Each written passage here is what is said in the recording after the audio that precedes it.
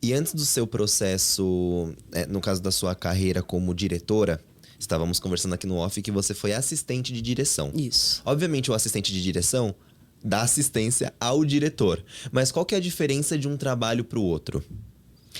É muito diferente. Ok. É muito diferente. É muito louco, assim, que é um trabalho que se completa, né? Como você disse, é uma assistência ao diretor, mas é um trabalho completamente diferente.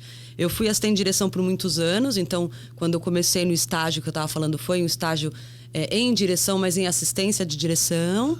Ok.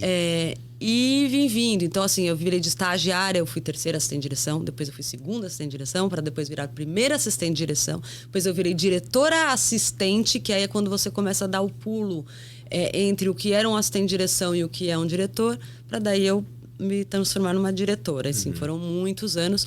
Isso falando dentro do mercado, né?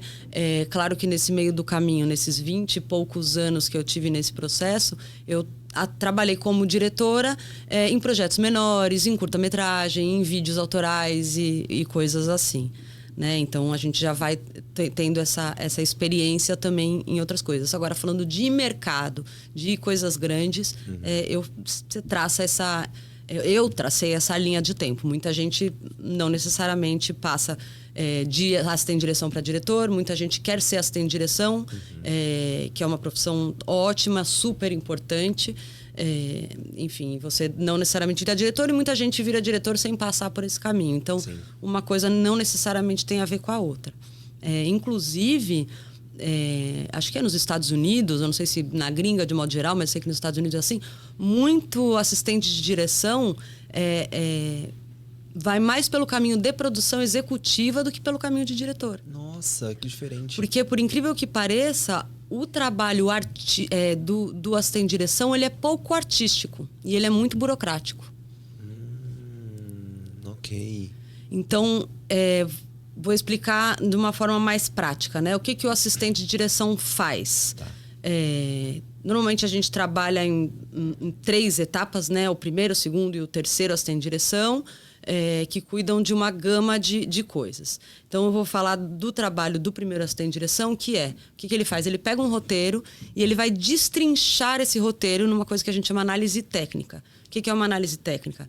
Ele vai pegar o roteiro, o que a gente tem de locação? A casa da Maria, a casa do João, a escola, o estúdio e a rua tal.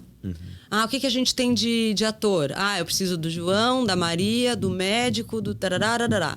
O que a gente tem de efeitos especiais? A explosão do carro, o tiro da pistola, etc e tal. Então, o assistente de direção ele vai destrinchar esse roteiro e, a partir daí, dessa análise técnica, ele vai passar para a produção poder orçar e ver quanto que vai custar para fazer tudo isso, tudo que precisa.